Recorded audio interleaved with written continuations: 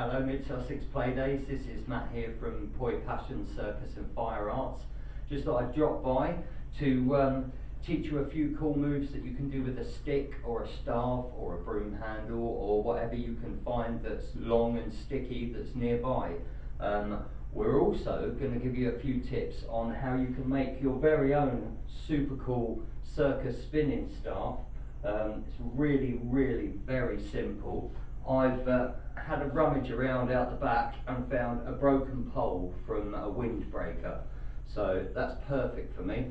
First I'm going to pull off this bit of plastic from the end, we don't need that, and I'm just going to have a look and check that there aren't any massive splinters or any nails or anything sharp sticking out of this before I begin.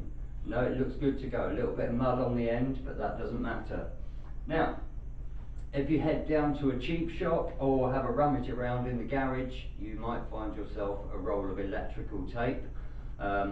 This is just the normal plasticky tape that grown-ups might use to put round wires or to fix a hole in a paddling pool, that kind of thing. It's much better to use this kind of tape than it is to use sellotape, because once I've actually found the end, you'll see that this tape can be quite stretchy, and that's going to help us later on when we're building our staff. Here we go. So we've got our stick, we know it's got no splinters, we know it's got no nails. The first thing we're going to do is just start to wrap the tape around one end. Now this is the bit where you need to have some patience, and I'm gradually just going to roll that further and further down my stick. I want to be really careful that I keep sliding it downwards, because if I leave it in one place, I'm going to get one big bulgy bit with loads of tape on, and it's going to stick out and feel really wonky when I'm trying to use my staff.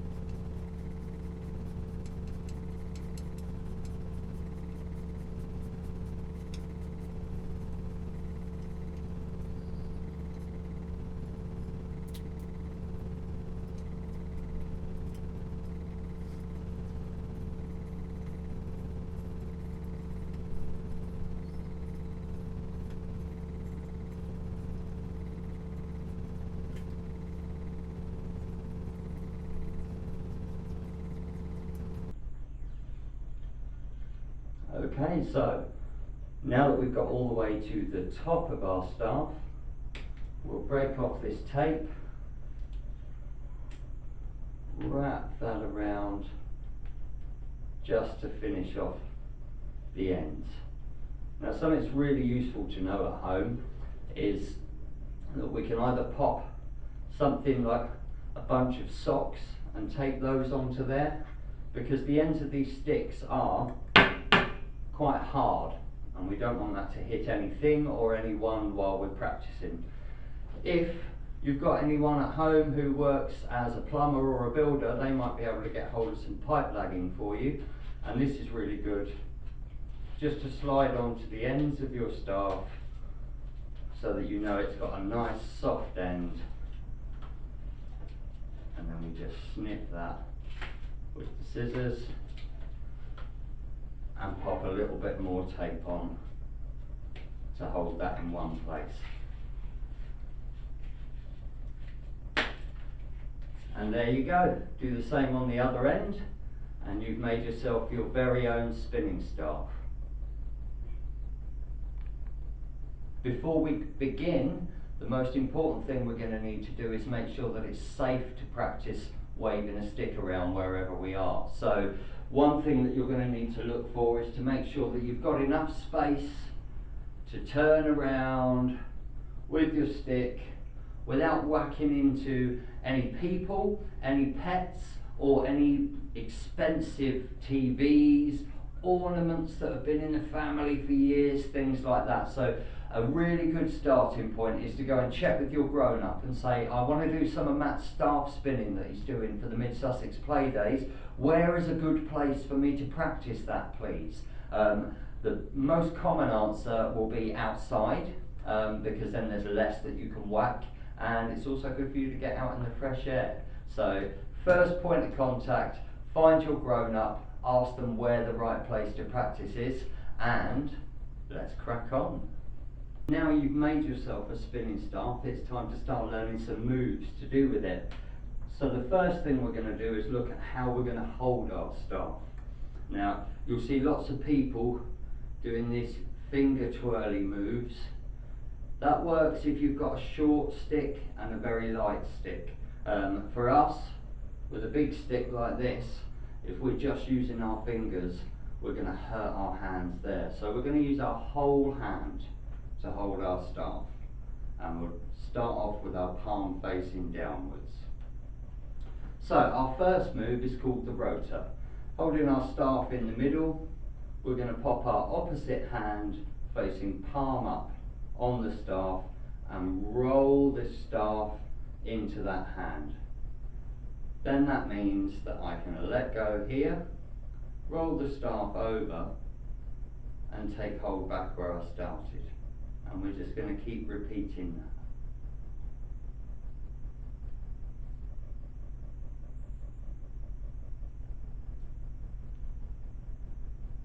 that. As you start to get used to this, you'll find that you can keep it going much smoother without all the clunky stops in the middle. Now, the aim of the game here is not to have the fastest moving staff in the universe.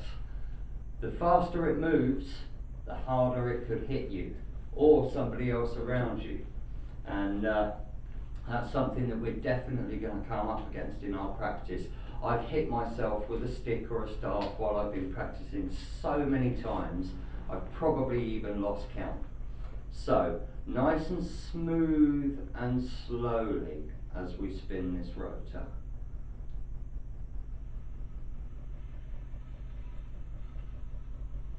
Okay, so now that's starting to feel really comfortable. What we can do is look at how we're going to spin this with just one hand. So, this is a move called a figure of eight. And to do this move, I'm going to imagine I'm standing on a skateboard and I'm skating in that direction. Except my skateboard is on water. So I need to use my canoe paddle to keep me moving in that direction. So the way this is going to work is we're going to start with our staff in our normal hand, palm facing down, turn this to palm facing up, and just let the top of the staff fall behind me and then back in front. Another way of looking at this is to imagine that this is a giant spoon, and in front of you you've got chocolate ice cream, and behind you you've got strawberry ice cream. So we're going to scoop chocolate and scoop strawberry and scoop chocolate and scoop strawberry, and gradually this will start to become a nice smooth and comfortable figure of eight for you. Now, things to watch out for with this, again, always, we're not trying to be Naruto ninjas, we don't have to go super fast, it's only going to hurt us. The other thing to think about is that I'm working from scooping in front of me and behind me. I'm not scooping on my left and on my right. And the reason for this, particularly for boys, is that means that this stick is travelling down towards our body, and if it does hit us, it's really, really going to be an ouchie. So by making sure we're on our skateboard scooping our ice cream, it keeps us out of the way of the end of our staff. And that's our figure of eight there.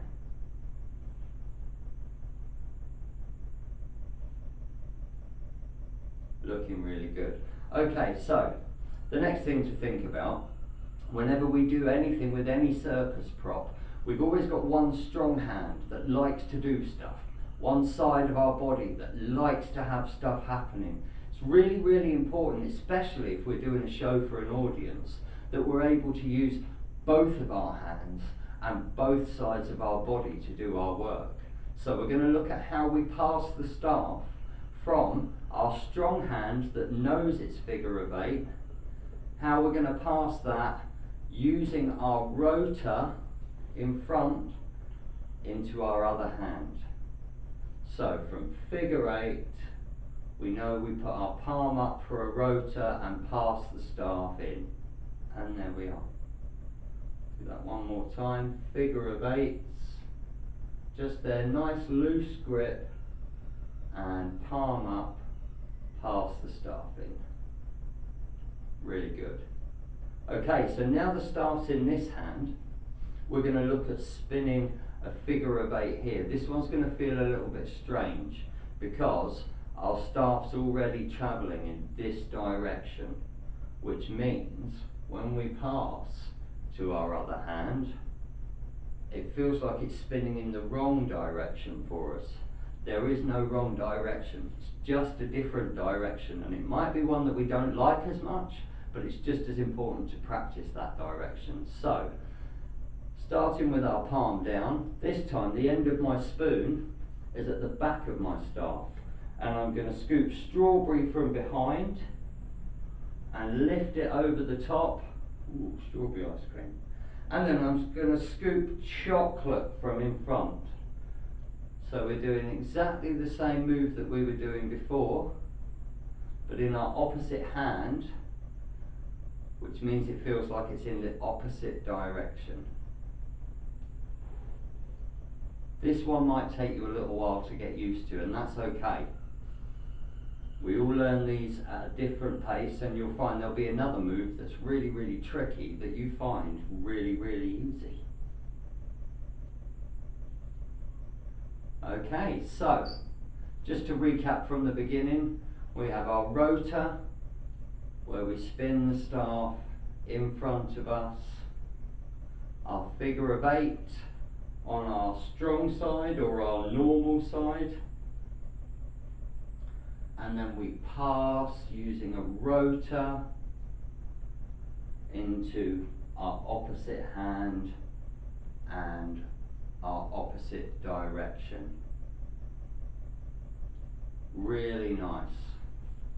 Really good. Okay, so the next little tweak that we can put on this, and it's a very cheeky one, we'll start by spinning a rotor and turning our body around to pass the staff behind our back. That's going to look like this. Palm down, palm up, pass like we would in a rotor, and this is the point where I start to turn my body and pass my staff to my opposite hand behind my back. And again, this is where I turn my body, and this brings me back into my original rotor position. So just to recap that one for you, we're spinning a rotor into my left hand, pass behind my back into my right hand, and turn my body again. And here we are. Really good, really nice. Excellent. Okay, so now we've got those basic moves sorted, we're going to have a look at playing with something a little bit different. We can do something with staff spinning that's called contact spinning. Now, when we say contact, everybody thinks of fighting, full contact. We're not talking about that. We're not. We're here to show off our sticks, not to have a fight with them. So what we mean by contact is when I stop holding on to the staff, but I keep it in contact with my body.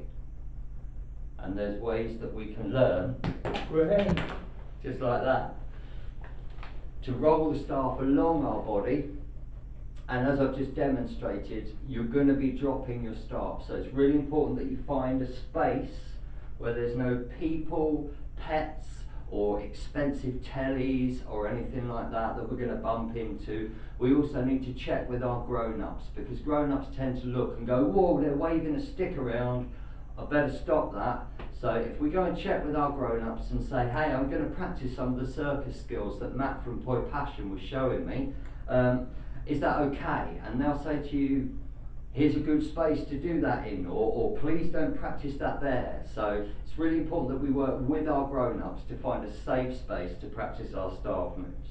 And the first thing we're going to start with is, just like our rotor that we began with before, we can now have a play at just rolling the staff over one arm. So we can do this palm up or palm down. My spare hand doesn't grab hold of the staff. I'm just using my strong hand to roll it over and catch it on the other side.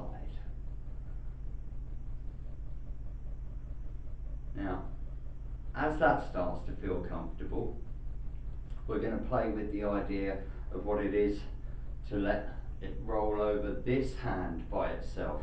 Now this will be the tricky bit. This will be the bit where you go, oh, trying to catch it and it's going to drop. That's part of the learning journey. There's a wonderful saying in the circus that says the only difference between the master and the student is how many times the master has failed at doing something. It's all about practice. If we don't get it wrong, we won't learn to get it right. So we're rolling this slowly over our hand, little bit of a scoop to catch. Okay, so now we know how to roll it over this wrist and roll it over this wrist. We're going to put the two together just like our rotor, and it's going to look like this.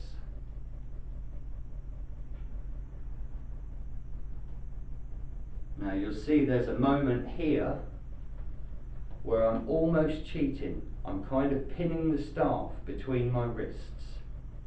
That's called a pinch point, and we're going to use pinch points a lot when we're doing contact spinning, because that's what's going to work instead of us having to hold on to our staff. And don't worry if it takes you a long time to get used to using a staff like this. It's very different to how we're used to using things. All I'm doing is rolling over my right hand and then scooping with my left hand to take it over that wrist.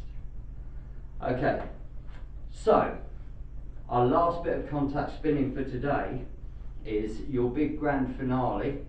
So we're going to see if we can pass the staff under our arm and roll it all the way in front of our body to our opposite hand. So that's going to look like this. Under, across, and then back into our opposite hand. It's called a conveyor belt. It's a tricky move. So the idea of me giving you this move to practice is that you're going to go away with your staff and not just practice today, not just practice for 20 minutes. You're going to go on because you've seen that this is cool and you're really going to stick with it. So to do this, we'll start with our figure of 8. And what this does is gets a little bit of a momentum into the staff. I'm going to pop my opposite hand on my shoulder so that my elbow is sticking right out in front of me, because this staff is going to come up here and sit on my elbow. It's a really good marker to just make sure that this hand is going on your opposite shoulder. We can get tempted to kind of half put it up there and things like this. That's where we'll start crashing. So left hand on right shoulder, figure of 8 in the right hand, pass the staff under and just catch it on the other side. Figure of 8, pass the staff under and just catch on the other side. After we've done this a fair few times and it's started to get comfortable, we're going to see if we can unroll this arm a little bit. Now the timing's funny. We're going to watch for the moment where our staff does this and it sits right on our elbows. As it starts to spin past that, this hand is going to sneak in here to roll underneath. So I'm going to see if I can show you that as slowly as I can. We go over, roll and catch. hand up here, over, roll and catch. Over, roll and catch. Okay, so now we're on to the back of this wrist. We know how to get it onto this wrist because we've been doing that with our wrist wraps. So let's see if we can get that now.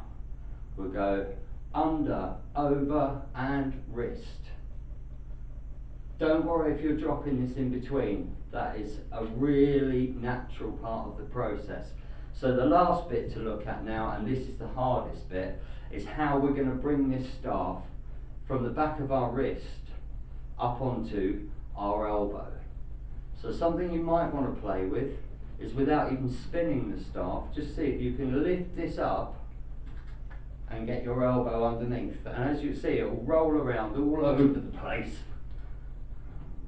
while we just get used to how that feels. There you go. So, starting with our figure of eights, left hand on the right shoulder. This is if you're right-handed. I'm left-handed, but I've got used to the fact that everybody mainly wants to learn in right-handed. So, strong hand spinning a figure of eight, opposite hand on the shoulder. We're going to roll under the elbow, over the wrist, and over the elbow to catch underneath here. I'll do a couple more of these. Elbow, wrist, wrist, elbow, and catch. Again, elbow, wrist, wrist, elbow, and catch. Really nice move. Now, if you're feeling brave, you can start to chain these together by putting rotors in between, and figure of eight, in we go, and there we are. Well done.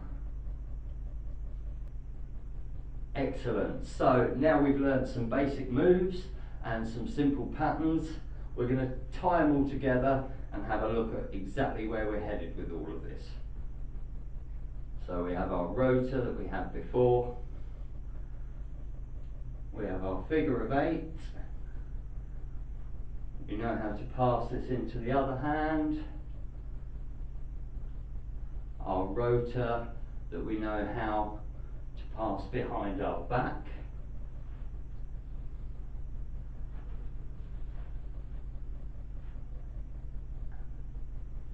And if we're feeling really brave, we can sneak in some of our contact staff spinning where we're not even holding on to the stick. Way! There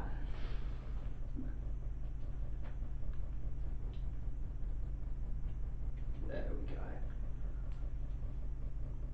And for your grand finale, figure of eights and conveyor belts. Way!